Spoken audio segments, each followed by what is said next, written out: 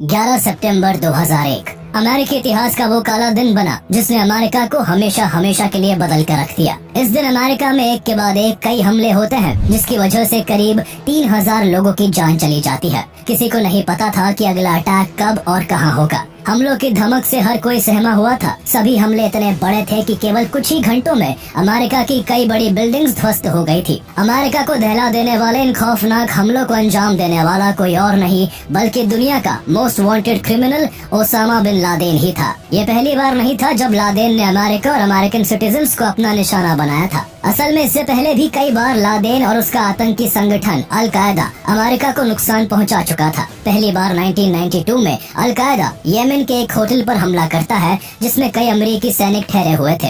हालांकि जल्दबाजी और पुख्ता तैयारी न होने की वजह से ये साजिश फेल हो जाती है, लेकिन इसके अगले साल 1993 में न्यूयॉर्क के वर्ल्ड ट्रेड सेंटर की पार्किंग में बॉम्ब ब्लास्ट होता है जिसमें 6 लोग मारे जाते हैं और सैकड़ों लोग घायल हो जाते हैं। हमले का मास्टरमाइंड अल कायदा से जुड़ा हुआ था। इसके बाद 1998 में लादेन यूएस एम्बेसीज को टारगेट करता है जिसके लिए वो केन्या और तंजानिया में यूएस एम्बेसीज को बॉम्ब ब्लास्ट के जरिए निशाना बनाता है, जिसके चलते 200 से ज्यादा लोगों की जान चली जाती है। ओसामा बिन लादेन के मन में अमेरिका के लिए इस कदर नफरत भरी थी कि अभी तक ये हमले उसकी नजर में कुछ भी नहीं थे।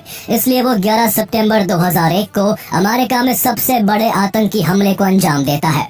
इस हमले में 4 एयरप्लेन्स को हाईजैक किया जाता है, जिनमें से 2 को वर्ल्ड ट्रेड सेंटर और 1 को पेंटागन से टकरा दिया जाता है, जिसके चलते हजारों लोग अपनी जान खो देते हैं। हालांकि इस दौरान 4th प्लेन पैसेंजर्स की बहादुरी के चलते पेंसिल्वेनिया के मैदान में ही क्रैश कर जाता है। ऐसा माना जाता है कि हमलावर इस प्लेन से यूएस कैपिटल को तबाह करना चाहते थे। अमेरिका को इस कदर नुकसान पहुँचाने के बाद अल कायदा को बनाने वाला ओसामा बिन लादेन अब अमेरिकी सरकार का सबसे बड़ा दुश्मन बन चुका था। वर्ल्ड वॉर 2 के बाद अमेरिका पर यह पहला ऐसा हमला था जिसमें हजारों बेकसूर अमेरिकी मारे गए थे। अचानक से हुए इस हमले से अमेरिका की सिक्योरिटी और इंटेलिजेंस पर सवाल उठने लगे थे। अमेरिका पूरे विश्व के सामने खुद को असहाय और बेबस नहीं मान सकता था। इसीलिए लादेन और अल कायदा को खत्म करना अमेरिका की टॉप प्रायोरिटीज बन गई और यही कारण था कि $25 मिलियन का इनाम अकेले ओसामा बिन लादेन के सर पर रख दिया गया था। लादेन को मार गिराने के लिए CIA ने एड़ी चोटी का जोर लगा दिया, लेकिन अमेरिका का ये बदला पूरा होते होते 10 साल का समय लग गया।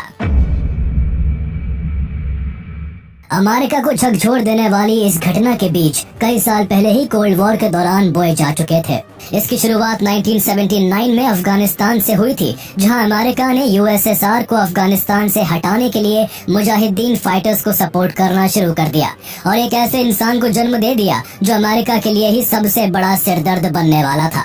ये शख्स कोई और नहीं बल्कि अमेरिका का सबसे बड़ा दुश्मन ओसामा बिन लादेन ही था। ओसामा बिन लादेन सऊदी अरब के एक अमीर परिवार से था। उसकी पढ़ाई लिखाई भी काफी अच्छे ढंग से हुई थी। एक बड़े बिजनेस परिवार से आने के बावजूद लादेन हमेशा से ही कंजर्वेटिव थॉट्स की एडवोकेसी करता था। जैसे जैसे वो बड़ा होता गया, उसके प्रो इस्लामिक थॉट्स ने उसे बहुत ही ज्यादा रेडिकल बना दिया था। लादेन इस्लामिक टीचिंग्स को सबसे बेहतर समझता था। उसे लगता था कि इस्लाम ही एक धर्म होना चाहिए और शरिया कानून की व्यवस्था से ही सोसाइटी चलनी चाहिए। लादेन हमेशा से ही वेस्टर्न कंट्रीज को इस्लामिक कल्चर को डिस्ट्रॉय करने के लिए ब्लेम करता था। उसने हमेशा वेस्टर्न कंट्रीज, खासकर अमेरिका को इस्लामिक देशों और इस्लाम का दुश्मन माना था। इजराइल और पैलेस्टाइन वॉर में भी अमेरिका हमेशा ही अरब कंट्रीज के खिलाफ इजराइल का साथ देता रहा। इन बातों से लादेन हमेशा चिढ़ा रहता था। लादेन के लगातार USA से बढ़ती नफरत ने इसे इस्लामिक एक्सट्रीमिस्ट ग्रुप से जोड़ दिया। इसके भाषण और इसका फाइनेंशियल सपोर्ट कई इस्लामिक देशों में पहुंचने लगा और इसका इन्फ्लुएंस भी एक्सट्रीमिस्ट इस्लामिक ग्रुप्स के बीच में काफी बढ़ गया था। 1990 और 1991 के गल्फ वॉर में अमेरिका ने जब इराक पर हमला किया तो ओसामा बिन लादेन ने इसे इस्लाम धर्म पर एक चोट की तरह लिया। अमेरिका का मुस्लिम देशों में बढ़ता इन्फ्लुएंस लादेन को पसंद नहीं आ रहा था। खास तौर पर वह कुवैत, सऊदी अरेबिया और सोमालिया जैसे मुस्लिम देशों में अमेरिकन इंटरवेंशन को बढ़ता देख रहा था।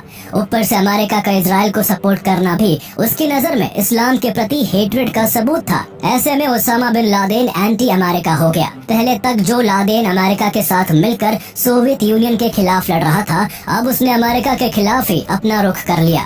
1979 में जब अफगानिस्तान में यूएसएसआर के ट्रूप्स वहां की कम्युनिस्ट गवर्नमेंट को सपोर्ट करने की कोशिश कर रहे थे, तभी से लादेन ने मुजाहिदीन को फाइनेंशियल सपोर्ट पहुंचाना शुरू कर दिया था, जिसका मकसद अफगानिस्तान में सोवियत यूनियन के बढ़ते इन्फ्लुएंस को रोकना था। इन दिनों अमेरिका अफगान के नौजवानों को मुजाहिदीन बनने की ट्रेनिंग दे रहा था और उन्हें हर तरह से सपोर्ट कर रहा था, जिससे कि वो यूएसएसआर को अफगानिस्तान से बाहर कर सके। लेकिन तब अमेरिका को इस बात का अंदाजा नहीं था कि उनकी ये हरकत इस्लामिक देशों में जिहाद के नाम पर वायलेंस फैलाने वालों के लिए कितना बड़ा मॉरल सपोर्ट प्रदान करेगी। उन दिनों लादेन भी मुजाहिदीनों से जुड़ा हुआ था और जिहाद को प्रमोट कर रहा था।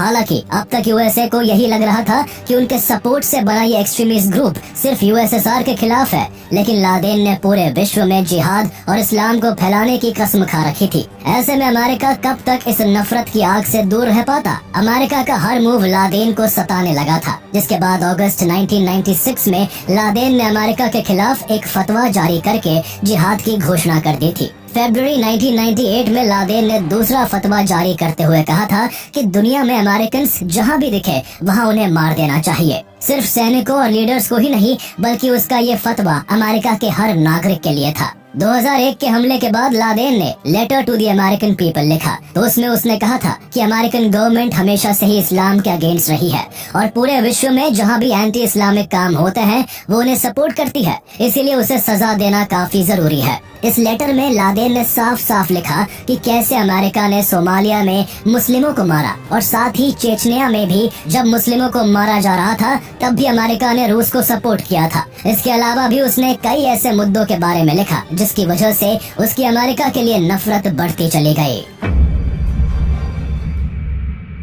CIA पहले से ही अलकायदा और लादेन को टारगेट कर रही थी। ऐसे में जब अमेरिका में इतने बड़े लेवल पर अटैक्स हुए तब उन्हें ये समझते हुए देर नहीं लगी कि इन सब के पीछे किसका हाथ है। उन दिनों अलकायदा को ओसामा बिन लादेन लीड कर रहा था। अमेरिकन इंटेलिजेंस एजेंसी CIA ये बात अच्छी तरह से जानती थी कि उनके रिश्ते सऊदी के साथ चाहे कितने भी अच्छे रहे हो, लेकिन जिस तरह से अरब इजरायली युद्ध में अमेरिका ने हमेशा से इजराइल को सपोर्ट किया था, उसकी वजह से लादेन ने अमेरिका को सबसे बड़ा डेविल और इस्लाम का दुश्मन मान रखा था। सऊदी अरेबिया में जन्मा Osama bin Laden Islamic countries के मामलों में अमेरिका के इंटरफेरेंस से काफी नाराज था और उसी ने अमेरिका के ऊपर इस अटैक का प्लान तैयार किया था। उस समय बिन लादेन का ठिकाना अफगानिस्तान था और अफगानिस्तान पर तालिबानियों की सरकार थी। अमेरिका ने तालिबान से ओसामा बिन लादेन की मांग की, लेकिन तालिबान ने अमेरिका की मांग को ठुकरा दिया। जब अमेरिका को लादेन की कोई खबर नहीं मिल सकी, तब अमेरिका ने कई देशों की फोर्सेस और नेटो को साथ मिलाकर ग्लोबल वॉर ऑन टेररिज्म की शुरुआत कर अफगानिस्तान पर वॉर डिक्लेयर कर दिया। अफगानिस्तान पर कई सारे इकोनॉमिक सैंक्शंस लगाकर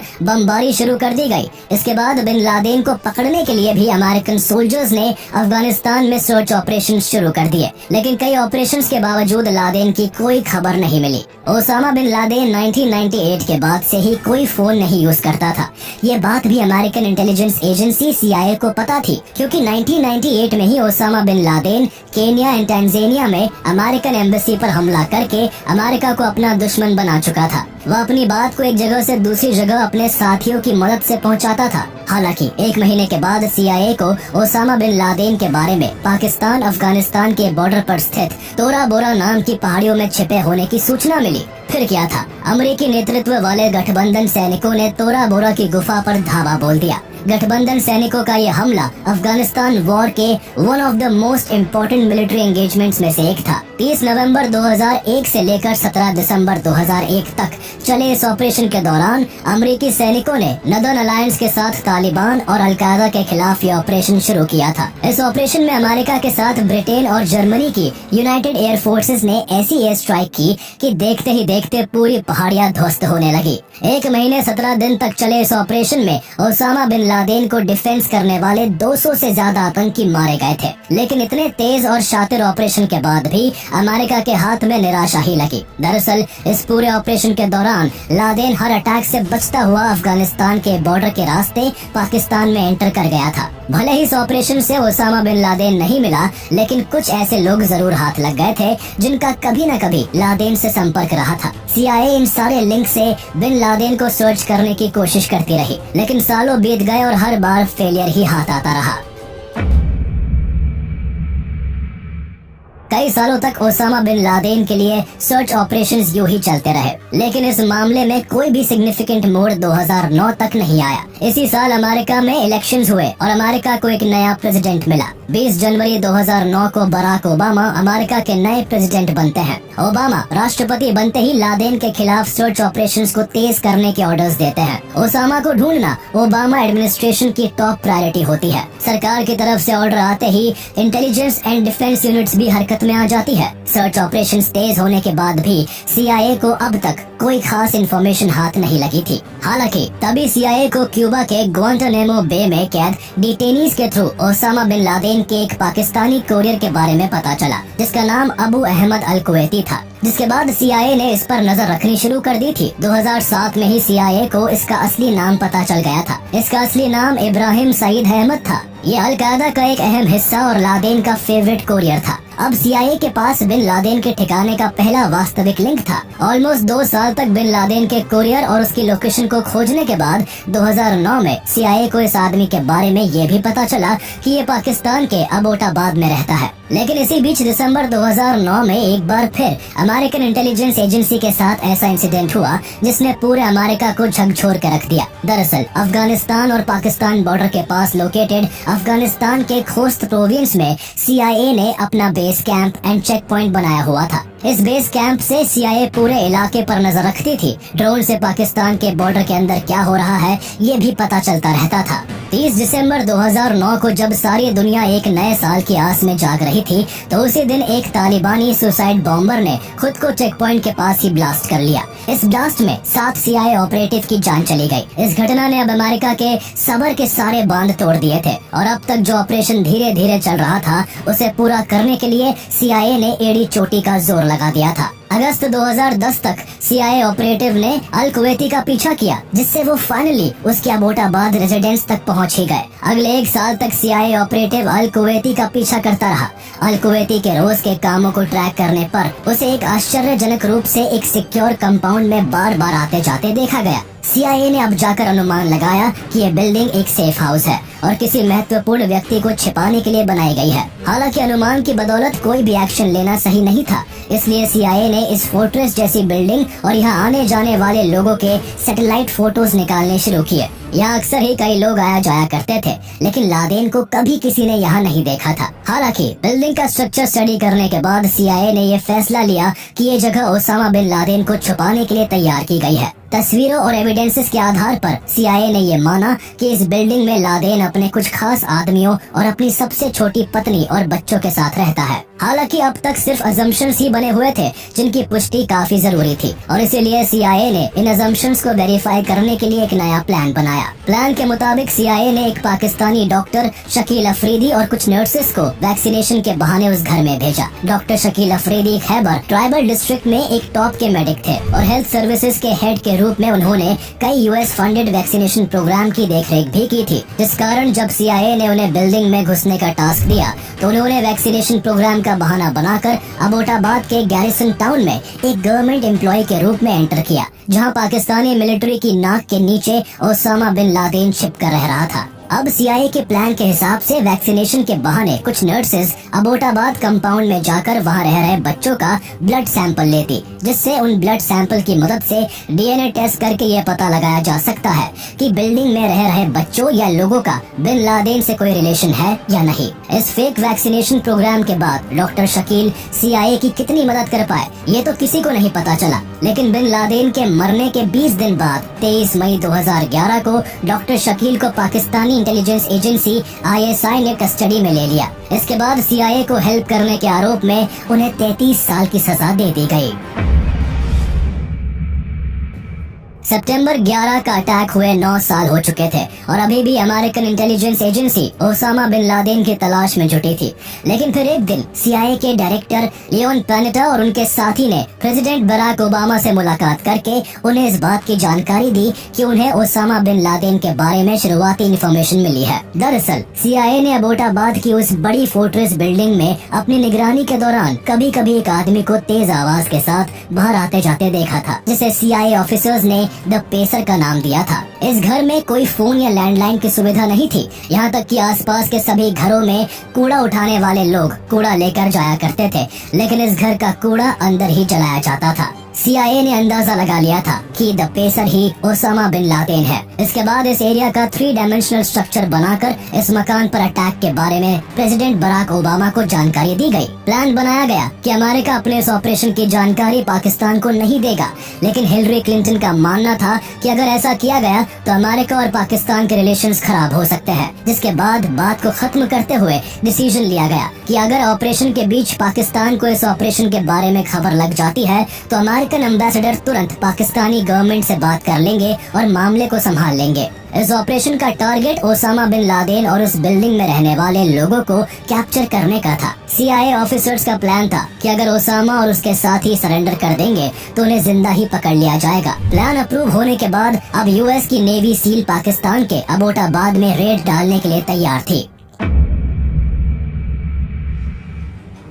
सालों से ओसामा की तलाश में लगे CIA को अब अपने प्लान को एग्जीक्यूट करने का समय आ गया था। ये दिन था 29 अप्रैल 2011 का। ऑपरेशन को अंजाम देने के लिए पूरी टीम अब तैयार थी। ऑपरेशन शुरू करने से पहले अमेरिकन नेवी की सील टीम 6 ने 6 बार मॉक ड्रिल करके हर तरह के पोटेंशियल थ्रेट्स को काउंटर किया, जिससे किसी भी कीमत पर लादेन हाथ से ना निकलने पाए। 1 मई 2011 को प्रेसिडेंट बराक ओबामा ने इस ऑपरेशन को अच्छी तरह से रिव्यू किया और इस प्लान को अप्रूव कर दिया। इस ऑपरेशन के लिए 2 ब्लैक हॉक UH-60 हेलीकॉप्टर तैयार किए गए और इस ऑपरेशन में सील टीम 6 के 23 बेस्ट कमांडोज, एक ट्रांसलेटर जो पाकिस्तानी लैंग्वेज जानता था और एक मिलिट्री डॉग कायरो को शामिल किया गया। 1 मई 2011 की रात को 10:30 पर US एयरफोर्स के दोनों ब्लैक हॉक हेलीकॉप्टर्स अफगानिस्तान के जलालाबाद फॉरवर्ड ऑपरेटिंग बेस से पाकिस्तान के अबोटाबाद के लिए उड़ान भरते हैं। प्रेसिडेंट बराक ओबामा इस ऑपरेशन को CIA डायरेक्टर लियोन पेनेटा के साथ लाइव देख रहे थे। रात के लगभग 12:30 बज रहे थे। इस वक्त तक अबोटाबाद का पूरा एरिया सुनसान हो चुका था और इलाके में बिजली भी नहीं थी। काली रात में पूरा शहर गहरी नींद में सो रहा था। ऑपरेशन को अंजाम तक पहुंचाने के लिए नेवी सील की टीम अबोटाबाद पहुंच चुकी थी। सील्स के सोल्जर्स 3 मंजिले बिल्डिंग के अंदर एंटर कर रहे थे। ग्राउंड फ्लोर पूरी तरह से खाली था। सील के सोल्जर्स बिल्डिंग के फर्स्ट फ्लोर पर पहुंचते हैं, तभी उन्हें फर्स्ट फ्लोर पर किसी की आहट सुनाई देती है। पोजीशन लेकर सोल्जर दरवाजे तक पहुंच भी नहीं पाते कि इतने में दूसरी तरफ से तेजी के साथ फायरिंग होने लगती है। अपने आप को बचाते हुए सील्स की टीम ने ग्रेनेड से पूरे दरवाजे को उड़ा दिया। देखते ही देखते सील सोल्जर्स दरवाजे के अंदर घुस चुके थे। जब तक सामने वाले को मौका मिलता सोल्जर्स अपना काम पूरा कर चुके थे। दरअसल इस पहली झड़प में ओसामा बिन लादेन का कोरियर अबरार और उसकी वाइफ बुशरा मारी गई थी। इसी फर्स्ट फ्लोर के दूसरे कमरे में ओसामा बिन लादेन का दूसरा कोरियर अबू अहमद अल कुवैती सो रहा था और सील्स को देखकर जब तक अबू अहमद अपनी गन हाथ में लेता तब तक सोल्जर्स ने उसे भी मार गिराया। उस घर में बिन लादेन दूसरी और तीसरी मंजिल पर रहता था। सील्स की टीम को ये भी इंस्ट्रक्शंस मिले थे कि ओसामा बिन लादेन के साथ उसकी बीवी और बच्चे भी रहते हैं। सील्स ऑफिसर का बीवी और बच्चों को नुकसान पहुंचाने का कोई इरादा नहीं था। अब इतने में सेकंड फ्लोर पर सील्स की टीम पहुंची ही थी कि सामने से एक नौजवान लड़का हाथ में बंदूक लेकर खड़ा हो गया, लेकिन जब तक लड़का वार करता तब तक सील्स की टीम ने उसे भी मार गिराया। यह ओसामा बिन लादेन का बेटा खालिद था। कमरों में कुछ और लोग भी थे जिन्हें सील्स की टीम ने अपनी हिरासत में ले लिया था। इसके बाद ऑफिसर्स 3rd फ्लोर की तरफ बढ़े, तभी सामने से एक कमरे का दरवाजा खुलता है, जिसके बाद ओसामा बिन लादेन और सील्स के सोल्जर्स आमने सामने थे। लेकिन तभी एक औरत ओसामा बिन लादेन के सामने खड़ी हो जाती है। सील्स के ऑफिसर्स किसी भी कीमत पर लादेन को छोड़ नहीं सकते थे, इसलिए उन्होंने इस औरत के पैर पर गोली मार दी। गोली लगने के कारण औरत जमीन पर गिर गई, जिसके बाद सील के ऑफिसर्स ने 3 गोलियां ओसामा बिन लादेन के सीने में उतार दी। इसके साथ ही लादेन जमीन पर गिर के ढेर हो गया। इस ऑपरेशन को लाइव देख रहे अमेरिकन प्रेसिडेंट बराक ओबामा और CIA डायरेक्टर को करीब 20 मिनट तक स्क्रीन पर कुछ नहीं दिख रहा था। स्क्रीन केवल ब्लैक नजर आ रही थी, जिस कारण कमरे में बराक ओबामा के साथ बैठे अधिकारियों की बेचैनी बढ़ती जा रही थी। 40 मिनट चले इस ऑपरेशन के बाद सुबह 1 बजे स्क्रीन पर CIA director Leon Panetta president से कहते हैं कि enemy killed in action. Finally operation का मेन मकसद पूरा हुआ